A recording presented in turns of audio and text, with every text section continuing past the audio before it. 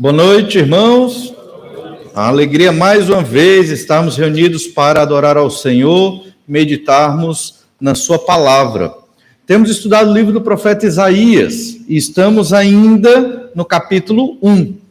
Não é desta vez que nós vamos, pelo menos desta primeira tomada, estudar toda a profecia de Isaías, porque é enorme. Mas vamos estar estudando ao menos alguns capítulos iniciais do livro do profeta Isaías e certamente entender pouco das verdades do Antigo Testamento. E nesse capítulo 1, nós já meditamos em outro momento que devemos reconhecer os nossos pecados para a glória de Deus. O primeiro passo para um crente glorificar o Senhor é o reconhecimento de pecados. Como vou glorificar a Deus se não reconheço os meus próprios pecados? Reconhecer envolve arrependimento, confissão e aí continuar vivendo para a glória do Senhor. E começamos domingo passado um segundo tema que diz que Deus recebe a adoração de pecadores arrependidos. O Senhor nosso Deus é maravilhoso e misericordioso. Se o pecador não se arrepender, aí o Senhor tem que julgar, é o justo juiz. Mas se o pecador estiver arrependido do seu pecado, e aqui estamos pensando em crentes no Senhor Jesus Cristo, então Deus recebe a sua adoração. E nós vimos isso a partir de Isaías 1, do verso 10 em diante. Nós vamos ler primeiramente o verso 10 e 11, que meditamos no domingo passado. Então, Isaías 1, verso 10, diz assim: ouvi a palavra do Senhor, vós príncipes de Sodoma, prestai ouvidos à lei do nosso Deus, vós povo de Gomorra. De que me serve a minha multidão de vossos sacrifícios, diz o Senhor. Estou farto dos holocaustos de carneiros e da gordura de animais cevados, e não me agrado do sangue de novilhos, nem de cordeiros, nem de bodes. Então, nós percebemos uma primeira verdade aqui, é que nossos pecados invalidam nossos sacrifícios de adoração. Então, era isso que Deus estava dizendo. Deus chamou Israel de Sodoma e Gomorra, Israel e Judá, e o Senhor não estava satisfeito com os sacrifícios que eram ofertados. Ou seja, apresentar sacrifícios para o Senhor não é o que agrada a Deus. É necessário que você tenha um coração transformado, arrependido dos seus pecados, para que este sacrifício tenha algum efeito para agradar a Deus ou para a glória do Senhor. Hoje, nós não sacrificamos novilhos, bodes, nem carneiros. Hoje, o nosso sacrifício são as nossas vidas em adoração ao Senhor, são os nossos cânticos, são as nossas ofertas, são adorações ao Senhor, o nosso serviço que prestamos a Deus de alguma forma, pregando o Evangelho, fazendo discípulos para Jesus, é a forma que nós adoramos a Deus. Se você fizer tudo isso em pecado, vivendo em pecados, cultivando uma vida de pecados constante, repetida e progressiva, significa que você está vivendo uma falsa religião. Você pode até achar que Deus está se agradando, mas não está. O que a gente vê aqui em Isaías não é algo isolado sobre Deus. O Senhor nosso Deus, ele age assim em toda a Escritura, no Antigo e no Novo Testamento, e Deus dá oportunidade de arrependimento. Esse texto aqui é uma oportunidade para que o povo se arrependa dos seus pecados. Isaías está pregando, muitos outros profetas pregaram, chamaram a atenção do povo para o arrependimento de pecados. E é o que Deus vai dizer ao longo desse texto. Nossos pecados invalidam nossos sacrifícios de adoração. Agora vamos ler os versos 12 em diante, e você vai ver que o discurso do Senhor fica mais duro. Do verso 12 ao 14, nós vamos observar uma segunda verdade dentro desse texto. É que Deus rejeita os pecadores religiosos. Ser religioso somente não agrada a Deus. Então, o que é que agrada ao Senhor? Novamente, repetindo, é um coração transformado pelo Senhor. Tem que haver uma transformação na vida do pecador. Conversão, que implica arrependimento de pecados e fé. Vida transformada. Não adianta participar de todo o ritual evangélico, porque a igreja evangélica tem o seu ritual também. Começamos com oração, depois tem os cânticos, desafio missionário, que foi maravilhoso aqui, depois oramos novamente, leitura bíblica, tem cântico. Isso é um ritual, isso é um ritual. Você vem para a igreja evangélica, a igreja batista Manancial, e aí participa do ritual, sai daqui feliz da vida, né? Alma lavada, adorei ao Senhor. Logo depois, volta para os pecados, continua uma semana de pecados, nem sequer abre sua Bíblia para se investigar, não confessa pecados, não se arrepende, não liga para as coisas do Senhor, só vive uma vida como qualquer pecador mundano que está longe de Deus vive. Então, é isso que nós temos que trazer desse texto para as nossas vidas hoje. Não podemos continuar, se alguém faz isso aqui, né? Você não deve continuar brincando de crente, de evangélico, de fé em Jesus. Ninguém brinca com isso, né? Todos somos pecadores, irmãos. Afirmar que não somos é mentira. Mas nós podemos ser pecadores, redimidos pelo sangue de Cristo e consagrados ao serviço do Senhor. E é isso que Deus quer de nós. Esse texto vai dizer exatamente isso, e nós estamos explicando parte por parte para ficar bem claro. Olha o que diz o verso 12, Isaías 1:12. Quando vindes para comparecer perante mim, quem vos requereu o só pisar dos meus átrios? E foi aqui que nós paramos, domingo passado, porque esse é um texto muito duro. É como se Deus estivesse dizendo: quem convidou vocês para a minha casa? Quem convidou vocês para o templo? Lembra que no Antigo Testamento é diferente de hoje. Na Velha Aliança, as pessoas iam a Jerusalém, iam ao templo para adorar o Senhor, que ainda havia templo. A habitação de Deus na terra era manifestada no templo. Aquela construção física, essa palavra templo, no hebraico podia ser traduzida como palácio, ou até a casa, era a casa do rei. Haviam dois palácios, o palácio do rei humano, rei de Israel, no caso o rei de Judá, e o palácio do rei divino, que é o Senhor, que é o templo, que a gente chama de templo. Então, temos que ter esse entendimento. Deus está dizendo: quem convidou vocês? Eu não chamei vocês. Deus está dizendo isso para o povo dele. Por quê? Porque eles não estão com corações transformados. Eles acham que Deus os aceita do jeito que eles estão, cheios de pecado. Eles nutrem isso na cabeça deles, achando que isso vale para Deus encher o Senhor de sacrifícios. Mas o que Deus quer são corações transformados. E Deus está pronto para transformar os corações do seu povo. Basta que eles se arrependam dos pecados e busquem ao Senhor. Há um texto, lá em 2 Reis 17, que é um texto que fala exatamente do período do cativeiro assírio. Houveram dois cativeiros. O cativeiro assírio para o reino do norte, Israel, e o cativeiro babilônico para o reino do sul, Judá. O cativeiro assírio foi em 722, logo depois desse capítulo aqui ter sido escrito, 722 a.C. Lá em 2 Reis, o Senhor explica o que ele quer dizer aqui em Isaías 1:12, quando Deus diz: quem vos requereu, né, o virdes aqui, o pisardes os meus átrios? Quem os convidou para vir ao meu templo me adorar? Por que Deus falou isso? Porque Deus está retirando a presença dele de diante do povo. Deus não mais quer que o povo vá adorá-lo nestas condições. Em 2 Reis 17, Deus vai dizer claramente: eu vou me retirar da presença de vocês. E é o que a gente lê em 2 Reis 17, verso 1. No ano do 10º de Acás, rei de Judá, lembra que esse capítulo aqui está nesse período do reinado de Acás. Então, 2 Reis 17, 1. No ano do 10º de Acás, rei de Judá, começou a reinar Oséias, filho de Elá, e reinou sobre Israel em Samaria 9 anos, fez o que era mal perante o Senhor, contudo, não como os reis de Israel que foram antes dele. Aí você lê no verso 6 agora. No ano 9 de Oséias, o rei da Assíria tomou a Samaria e transportou a Israel para a Assíria, e os fez habitar em Halá, junto de Abor, e ao rio Gozã e nas cidades dos Medos.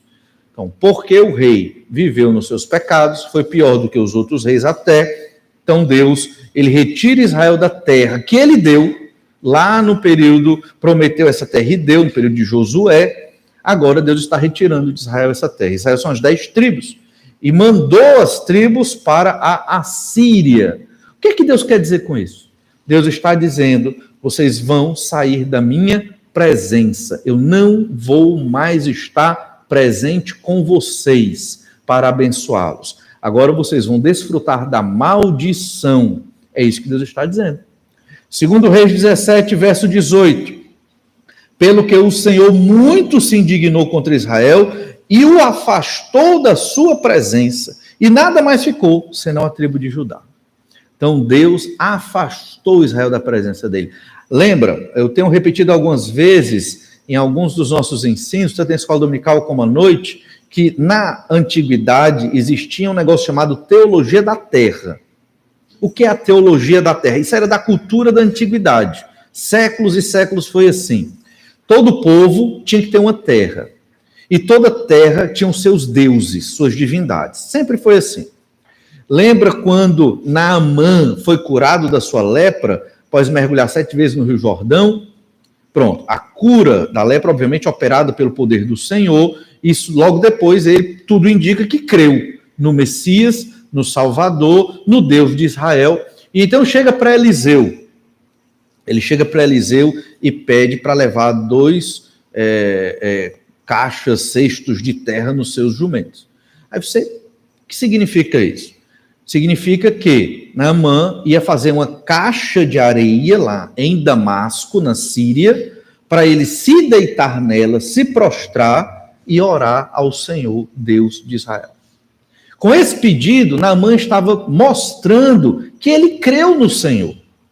Só que Naamã era um novo convertido, e ele ainda disse assim para Eliseu, olha, eu sou o segundo maior homem da Síria, eu vou ter que entrar com o rei, lá, de braço dado com o rei, na adoração à divindade lá em Damasco. Qual foi a resposta de Eliseu?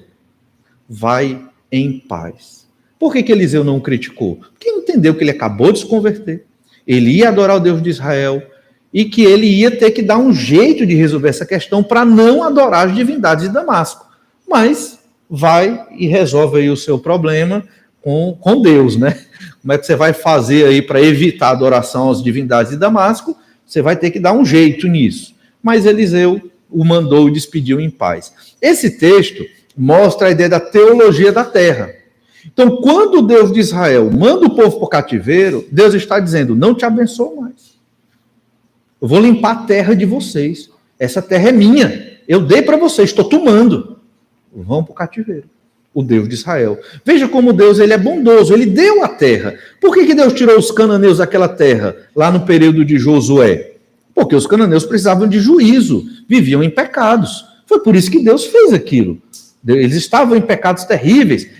Quando Abraão chegou ali, na terra de Canaã, muito tempo antes de Moisés, Abraão gera um testemunho para os cananeus ali. Eles tiveram testemunho, sim, da verdade de Deus no meio deles. Aceitaram? Não, pelo contrário. Abraão fez guerra contra 5 reis ali, perto de Sodoma e Gomorra. Ou seja, eles tiveram testemunho, rejeitaram o Senhor provavelmente, veio o juízo.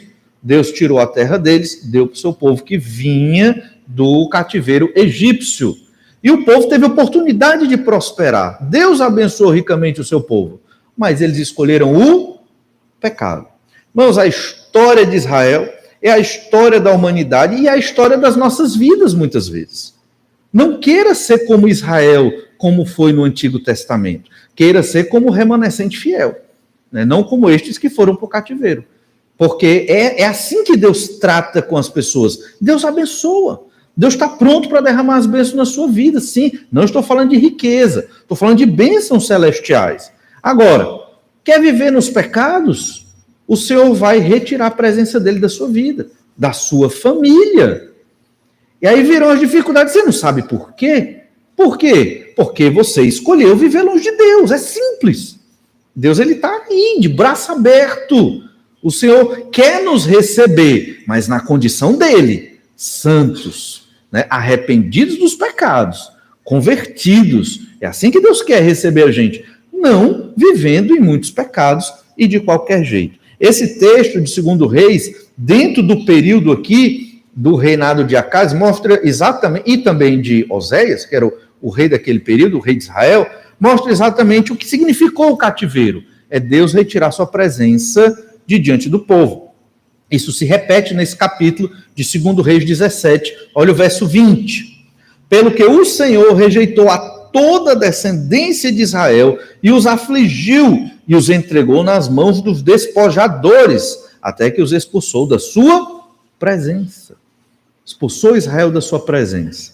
O que era a presença de Deus? Deus está em todo lugar, Deus é onipresente, mas presença aqui no sentido de abençoar, no sentido de ter a terra, a bênção de Deus. Deus está retirando a bênção. Então, do que Deus quer? Corações quebrantados e contritos. Deus recebe pecadores arrependidos dos seus pecados. Deus não recebe pecadores sem pecado, porque não existe. Deus não recebe pecadores perfeitos, porque não existe. Deus recebe pecadores arrependidos dos seus pecados. Santificação tem tudo a ver com ser limpo e puro, sim, ficar longe do pecado, sim, mas isso só acontece devido ao arrependimento de pecado, ao reconhecimento de como o pecado é terrível e como eu tenho que lutar contra o meu pecado, porque é ele que vai me destruir a minha família, destruir a minha igreja, destruir a minha sociedade. É o meu pecado. Eu não tenho como dar de conta do pecado dos outros, mas eu tenho como dar de conta do meu pecado. O que é que eu estou pecando? Qual o meu erro? Onde eu estou falhando com o Senhor? O que é que a Bíblia mostra que eu devo mudar? É isso que eu vou me empenhar, é nisto que eu vou me empenhar e me especializar, arrependido do meu pecado, porque senão Deus retira a presença dele de diante de mim. E isso acontece sim. E o verso 23, 2 Reis 17, 23, até que o Senhor afastou a Israel da sua presença, como falara pelo ministério de todos os seus servos, os profetas. Assim foi Israel transportado da sua terra para a Assíria, onde permanece até o dia de hoje. Então Israel foi transportado para a Assíria. As 10 tribos, quase que na sua totalidade, um remanescente fiel fugiu para Judá, é verdade, mas a grande totalidade foi para a Assíria. Punição de Deus. Os servos do Senhor, os profetas, pregaram isso por séculos. E o povo se arrependeu? Não. Talvez hoje não precise de séculos por conta da mídia, a informação é muito mais ligeira e rápida, talvez não precisaria, se fosse hoje com a mídia, a tecnologia que nós temos, mas na época não tinha esse tipo de mídia e tecnologia, então os profetas do Senhor espalhados por todas as partes de Israel pregando. Lembre-se, isso aqui foi no período do rei Acaz. Esse capítulo aqui é do período do rei Acaz. Quem acabou de ler esse capítulo, esse texto que Isaías escreveu, viu as notícias do cativeiro do Reino do Norte. Agora, e nós, o Reino do Sul? E nós, Judá? Então foi um alerta claríssimo para que o povo se arrependesse. Se arrependeram? Não. De 722 até 586, né, outros profetas pregaram.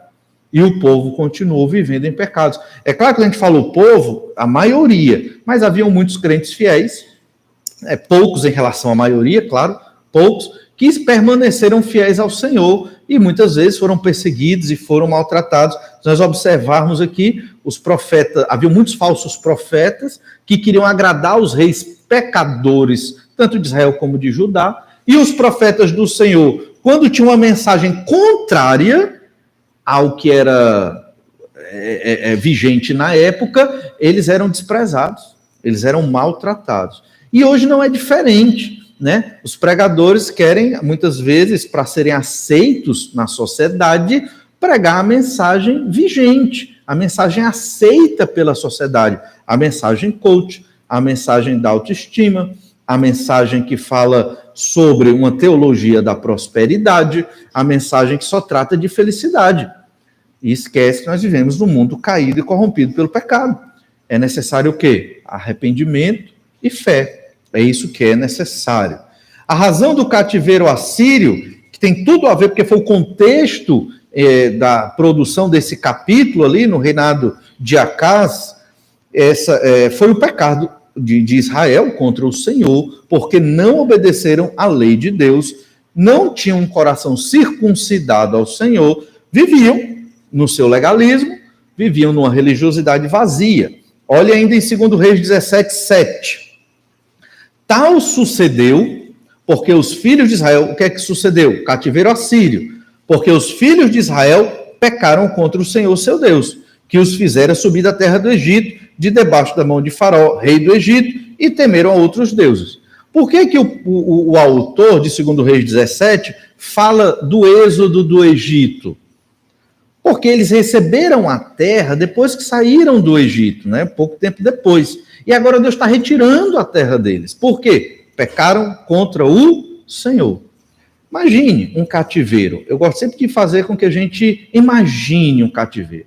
Está você na sua casa, na lida diária, sua família, feliz, tudo harmônico, e de repente vem um tumulto. Vamos fugir que os assírios estão chegando. E aí chegam lá um povo estranho, violento, matando as pessoas, e você tem que sair da sua casa e é escravizado e é levado como escravo para a Assíria. Imagine a viagem enorme, distante para chegar na Assíria.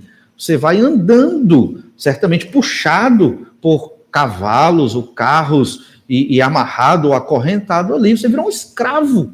Você estava na sua terra vivendo bem, agora é escravo dos assírios. Que tipo de vida Israel teve lá? Uma vida terrível. Por quê? Pecaram contra o Senhor. Esses textos nós temos que ler com muita atenção, porque eles mostram a gravidade do pecado. Vivemos na modernidade, onde pecamos e não vemos nada acontecer conosco. A vida continua bem. Lembre-se, isso é misericórdia de Deus. O pecado é terrível. Era para Deus nos destruir por conta do nosso pecado. Deus tem misericórdia. Quantos pecados cometemos e nem percebemos e nem confessamos, arrependidos dos nossos pecados?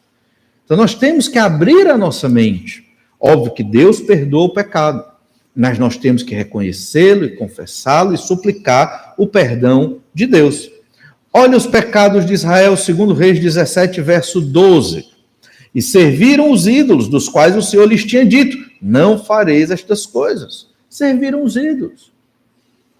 Mas nós não temos imagens na nossa casa, nós não temos ídolos. Mas não se esqueça, Ezequiel profetizou sobre isso. Ídolos do coração. Nós primeiro erigimos um ídolo no coração para depois materializá-lo. O ídolo no nosso coração pode ser uma ideologia, pode ser um imóvel, uma propriedade, um bem, uma pessoa, pode ser você mesmo, pode ser o humanismo, uma filosofia, pode ser o ídolo que você erigiu no seu coração. E você coloca aquilo no lugar de Deus na sua adoração. Então não pense que porque você não tem uma imagem na sua casa, você não pode correr o risco de se tornar um idólatra. Pode. Verso 14, 2 Reis 17, 14. Porém, não deram ouvidos, antes se tornaram obstinados de dura serviço como seus pais, que não creram no Senhor, seu Deus. Não deram ouvidos aos profetas. Obstinados. Eu sei tudo. Preciso de profeta. Sei das coisas. Não preciso Deus se meter na minha vida. Eu consigo me administrar. Sou muito inteligente, tenho muitas propriedades, muitos bens. Não preciso do Senhor. Talvez você ache estranho esse pensamento e pense, óbvio que eu não vou cair nisso. Cuidado, porque é assim que começa. Nós subestimamos o pecado e daqui a pouco subestimamos a palavra de Deus e a nossa dependência do Senhor. Não temos condição de fazer nada sem Deus. Se você acha que consegue fazer algo sem Deus, a conta vai vir. Aí depois Deus queira que dê tempo de arrependimento. E o verso 16 diz, desprezaram todos os mandamentos do Senhor. Tem o pecado de Israel. Idolatria, orgulhosos, não preciso de Deus, desprezar a palavra dos profetas, a pregação dos profetas, não preciso dessa pregação, e desprezaram todos os mandamentos do Senhor. 613 mandamentos da lei de Moisés, fora os 10 mandamentos, que é o resumo da lei, eles desprezaram os mandamentos do Senhor, seu Deus, e fizeram para si imagem de fundição. 2 bezerros fizeram, um poste ídolo, e adoraram todo o exército do céu e serviram a Baal. Aqui o reino do norte, Israel. Por conta disso, Deus se retirou da presença deles, ou melhor, retirou-os da presença de Deus. Em 2 Reis 17 ainda, olha o verso 13. O Senhor advertiu a Israel e a Judá por intermédio de todos os profetas, de todos os videntes. Deus advertiu. Advertir aqui Deus aconselhou, Deus mandou a mensagem. Qual foi a mensagem? Voltai-vos dos vossos maus caminhos, guardai os meus mandamentos e os meus estatutos segundo toda a lei que prescrevi a vossos pais e que eu vos enviei por intermédio dos meus servos os profetas. Voltai-vos quer dizer o quê? Arrependam-se. Arrependam-se. Volte para a lei do Senhor. Essa é a mensagem dos profetas do Antigo Testamento. 2 Reis 17 e 19. Também Judá não guardou os mandamentos do Senhor. Lembra? Isso aqui é o cativeiro assírio. Judá só foi cativo séculos depois. Deus já está alertando aqui. Também Judá não guardou os mandamentos do Senhor. 2 Reis 17 e 19. Seu Deus. Antes andaram nos costumes que Israel introduziu.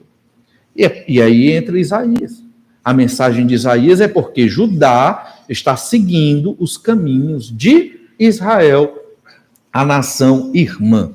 Por isso Deus diz em Isaías 1:12, repetindo aqui o versículo: quando vindes para comparecer perante mim, quem vos requereu só pisar dos meus atos? Quem vos convidou para entrar na minha casa?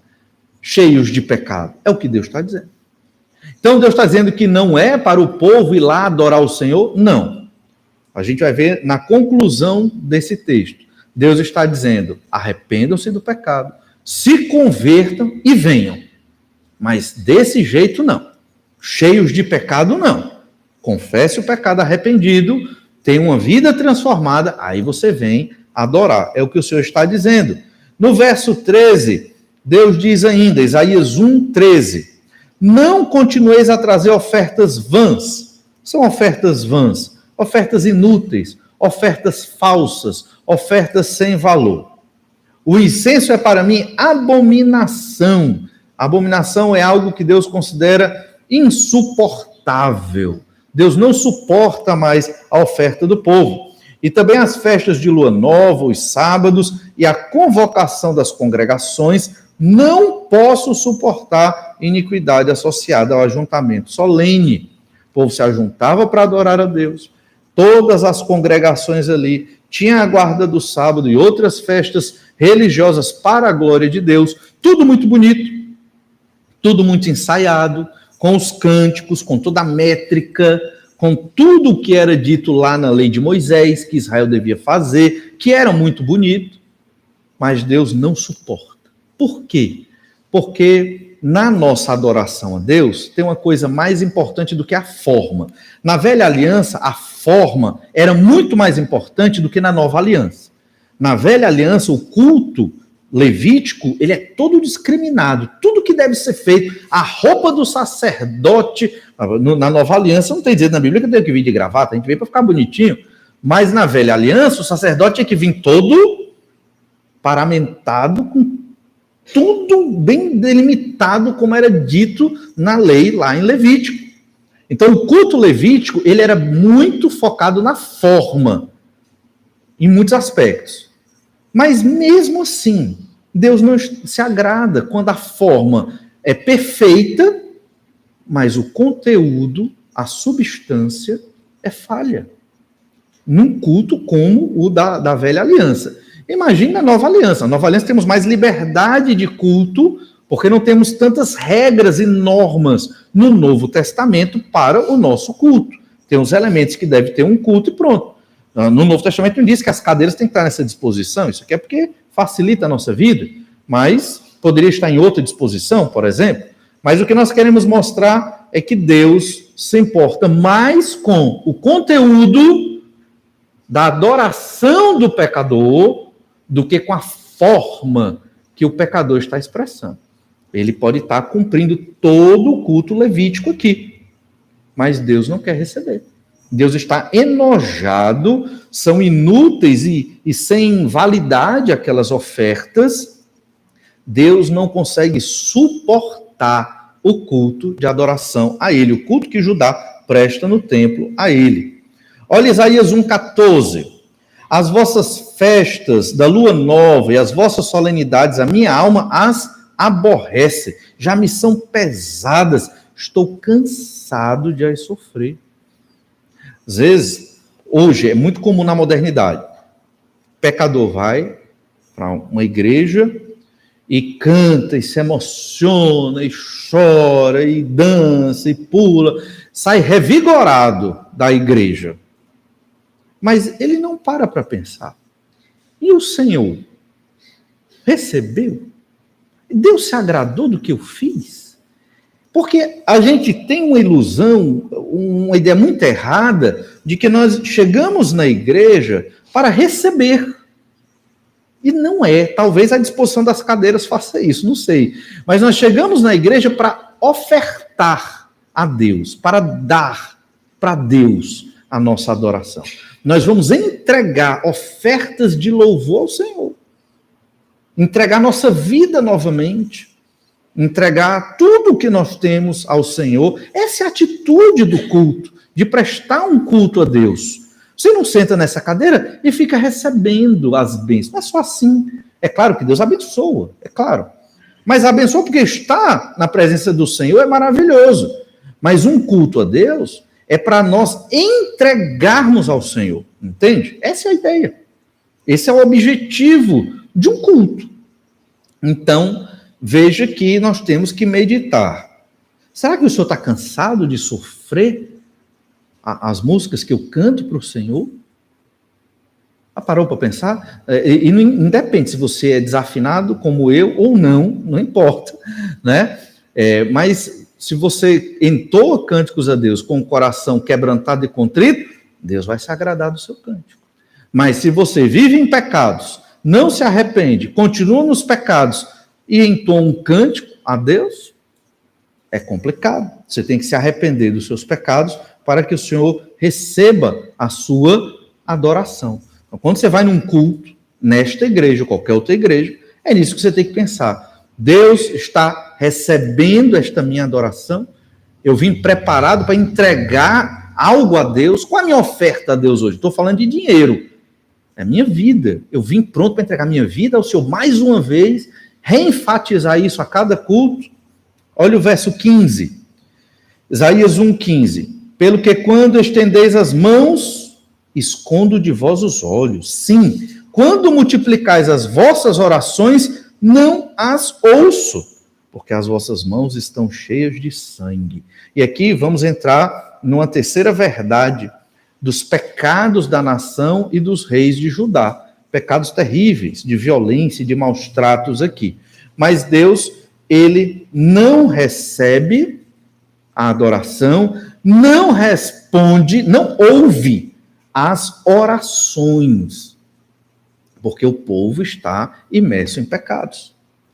Ainda adiantando, o verso 17 diz: aprendei a fazer o bem, atendei a justiça, repreendei ao opressor, defendei o direito do órfão, pleiteai a causa das viúvas.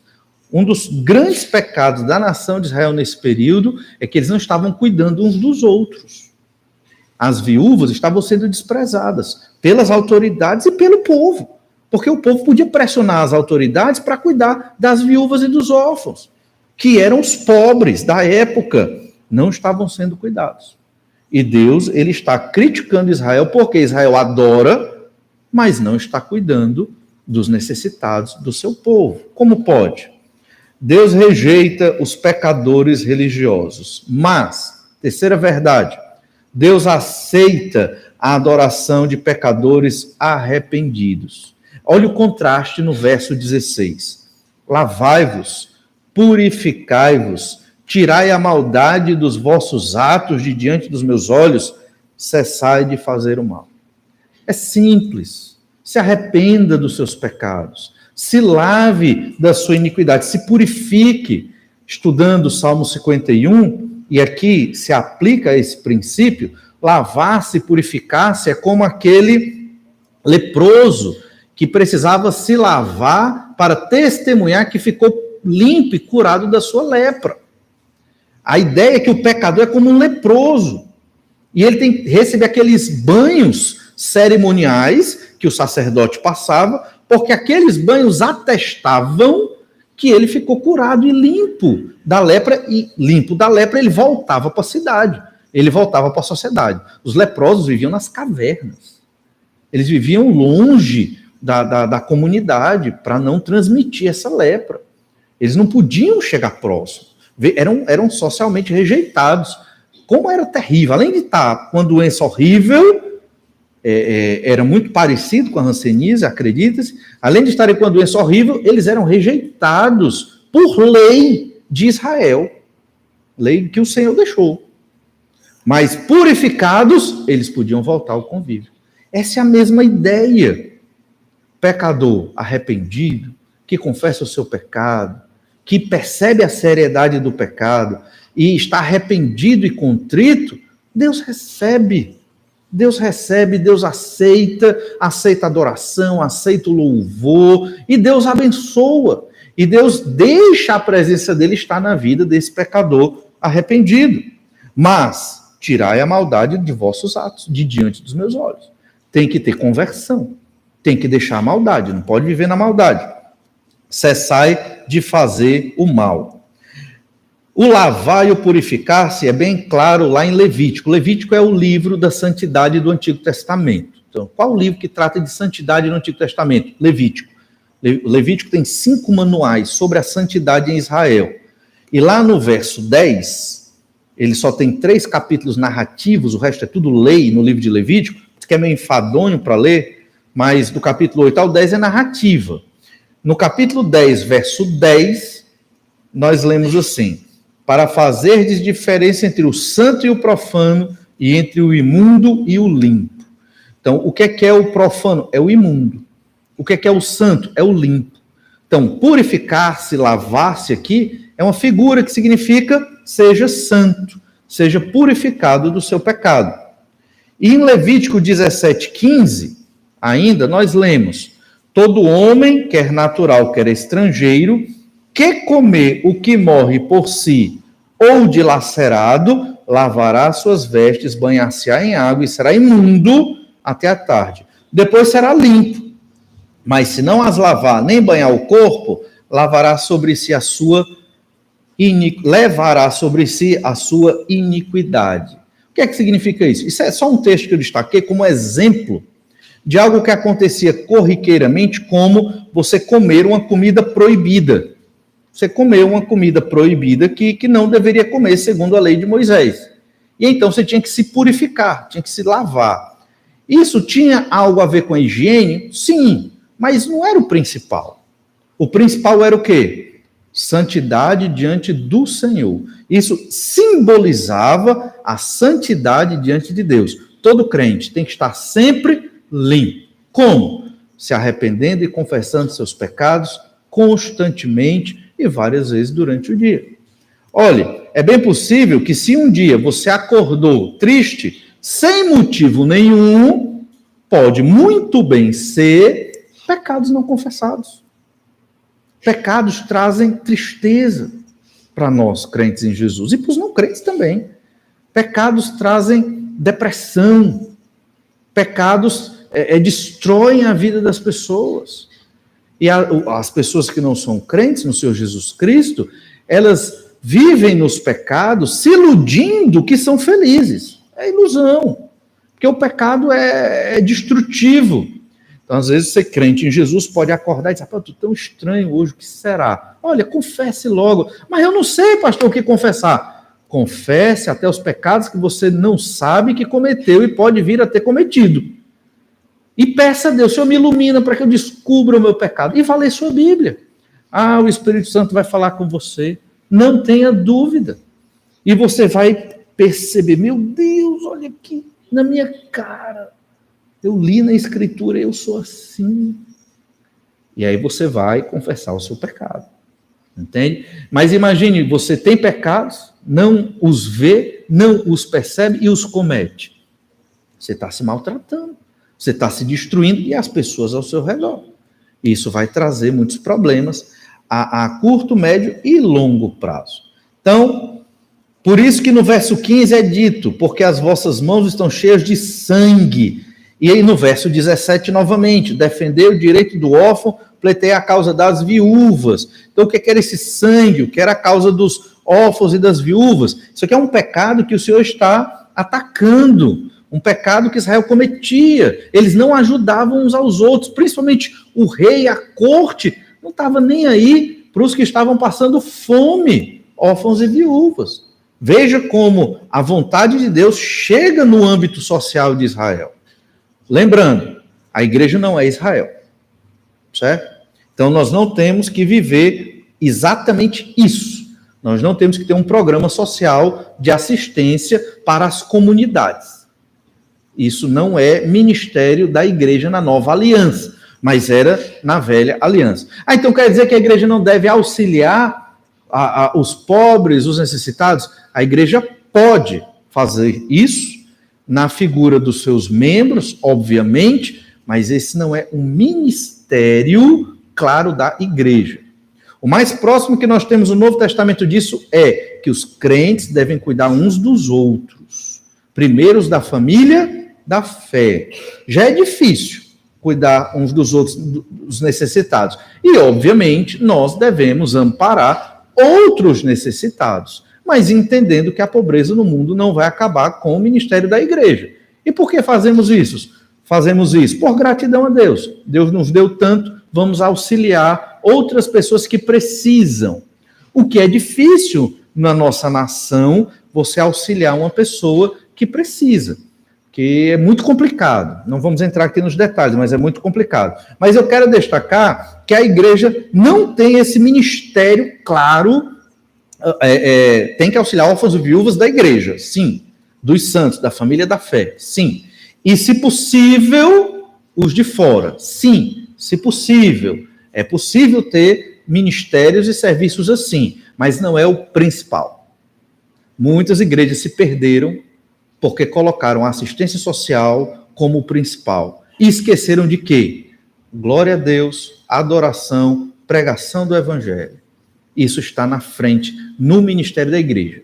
Isso é muito importante a gente ter bem centrado, senão vamos cair no mesmo erro que outras igrejas no passado caíram. Não quer dizer que nós não possamos ajudar, mas não é a prioridade da igreja. Existe Estado, existe iniciativa privada, existe ONGs, existe outras instituições dentro do nosso mundo, sistema democrático para fazer essas coisas. A igreja pode, mas não é o prioritário dela. Mas para Israel era. Israel era, vou usar aqui anacronicamente o termo, um Estado. Israel era uma nação, era uma monarquia. Israel tinha exército. Israel tinha uma constituição, a lei de Moisés. E lá Deus dizia que eles tinham que cuidar de órfãos e viúvas e não estavam cuidando. Tinha que defender o direito dessas pessoas e não estavam defendendo. Em Isaías 1, verso 23, nós lemos: os teus príncipes são rebeldes e companheiros de ladrões. Cada um deles ama o suborno e corre atrás de recompensas. Não defende o direito do órfão. Não chega perante eles a causa das viúvas. Essa era a liderança de Israel, os príncipes de Israel, os pastores. Quando você lê o profeta falando mal dos pastores de Israel ou dos pastores de Judá, está falando do rei e dos príncipes. Está falando da corte, da liderança da nação na monarquia.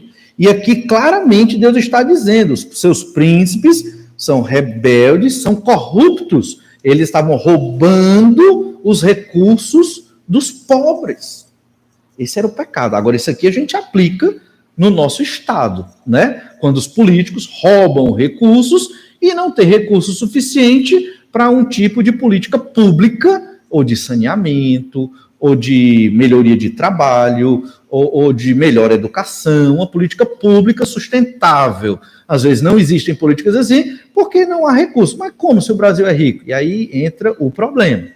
Mas é o mesmo, digamos, guardando as devidas proporções, é o mesmo problema que países como o nosso sofrem hoje, estava acontecendo lá em Israel.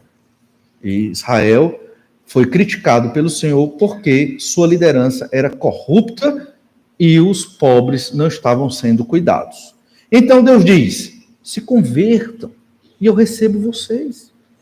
Verso 17, Isaías 1,17, aprendei a fazer o bem, atendei à justiça, repreendei ao opressor, defendei o direito do órfão, praticai a causa das viúvas. Faça isso, obedeça a lei do Senhor com um coração quebrantado e contrito, arrependido, e eu vou receber vocês. Olha o que diz na lei de Moisés sobre órfãos e viúvas, Êxodo 22, verso 22.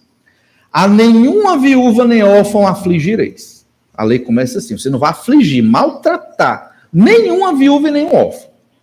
Verso 23. Se de algum modo os afligirdes e eles clamarem a mim, isso é Deus dizendo, eu lhes ouvirei o clamor.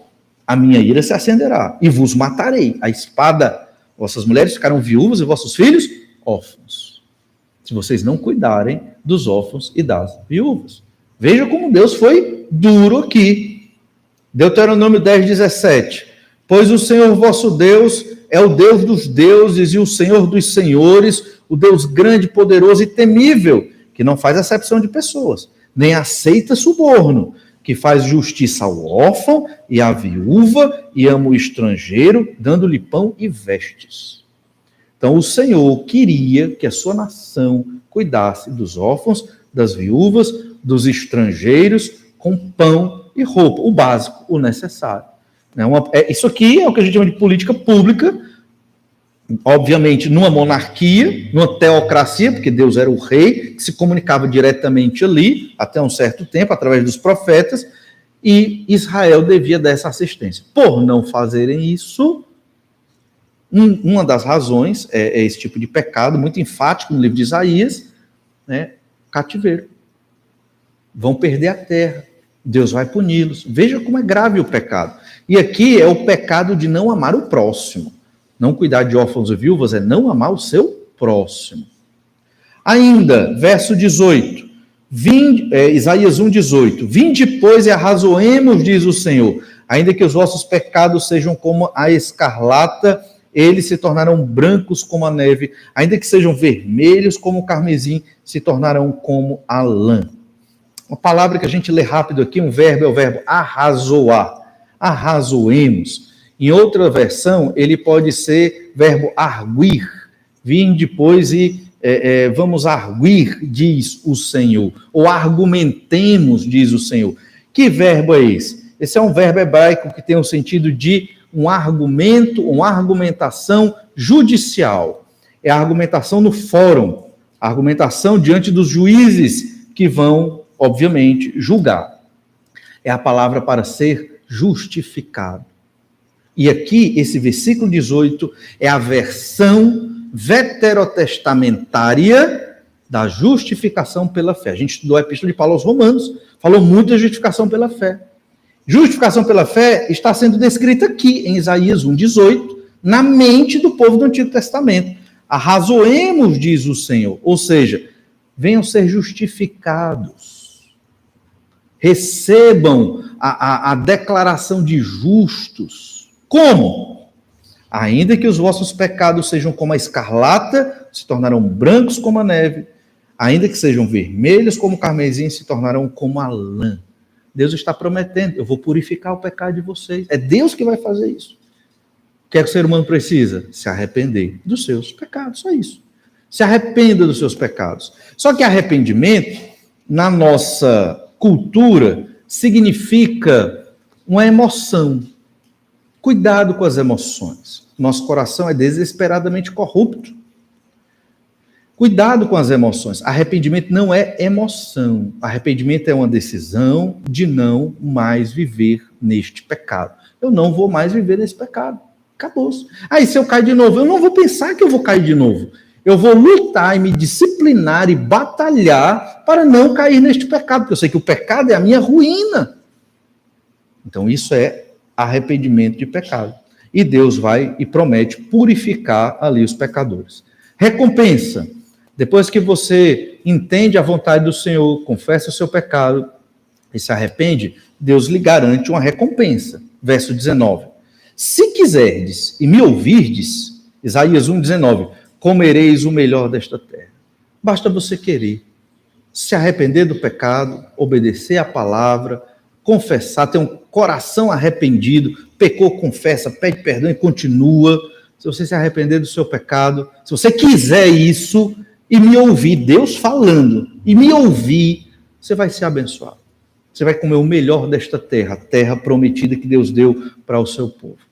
Mas se você não quiser, e aí a liberdade que Deus dá para o ser humano pecador, mas se você não quiser, mas se recusardes e fordes rebeldes, sereis devorados à espada, porque a boca do Senhor o disse. O Senhor não é mau, o Senhor não é ruim, pelo contrário, o Senhor é misericordioso, quer nos purificar, quer nos limpar dos nossos pecados e derramar bênçãos sobre nós. Mas nós temos que aprender a viver como Deus quer. Por isso, se você tem nutrido pecados em sua vida, que ninguém enxerga e que ninguém vê, e acha que isso é normal, porque não chegou nenhuma punição de Deus na sua vida ainda, não espere que ela chegue. Deus está tendo misericórdia. Mas pode ser que, assim como Deus fez com Israel, e séculos depois com a nação de Judá, pode ser que o Senhor envie juízo sobre a vida dos seus filhos. Para quê? Para corrigi-los. Mas o que é que Deus quer? Que nós nos arrependamos. Deus vai nos purificar, nos capacitar. Às vezes, nós não temos noção da gravidade do pecado. O quanto Jesus fez na cruz por nós e o quanto nós devemos entregar da nossa vida para Jesus. Às vezes entregamos uma parte muito pequena da nossa vida para Jesus. Eu quero viver minha vida. E você vai viver sua vida. E muito melhor se estiver com o Senhor Jesus Cristo. Mas o crente, que creu no Senhor Jesus Cristo, arrependido dos seus pecados e confessa isso, ele tem que ter um negócio na sua mente. É que a minha vida não é mais minha. Eu entreguei a Jesus. Isso não é um jargão religioso. Isso tem que ser uma verdade. Eu não posso ter uma agenda ou compromissos ou objetivos diferente do Senhor Jesus Cristo. Ele é o Rei dos Reis. Ele é o Senhor. Ele que me tirou das trevas do pecado para viver a vontade dele. Como hoje eu posso escolher o que eu quero, fazer do meu jeito, que é o pecado? Eu não posso. Tenho que viver segundo a vontade do Senhor. E assim, dessa forma, eu comerei o melhor desta terra. Deus nos abençoe e nos ajude a vivermos assim, em obediência ao Senhor. Vamos orar. Obrigado, Pai, por tua graça e misericórdia, pela bênção de hoje, porque podemos mais uma vez observar a profecia de Isaías sobre o teu povo há tantos séculos atrás. E ainda hoje, ó Pai, ela nos relata tantas verdades que precisamos compreender, precisamos transformar em nossas vidas. Ajuda, Senhor Deus, nos transforma para que percebamos o nosso pecado, para que nos investiguemos, busquemos a santidade e arrependidos confessemos o pecado a Ti, para que o Senhor nos limpe, nos torne puros, para Te servir para a honra e glória do Teu nome. Senhor Deus, nos ajuda e nos capacita a isso, é que eu te oro e peço em nome de Jesus. Amém. Deus lhe abençoe nessa semana. Temos um momento de oração silenciosa. Converse um pouco mais com o Senhor.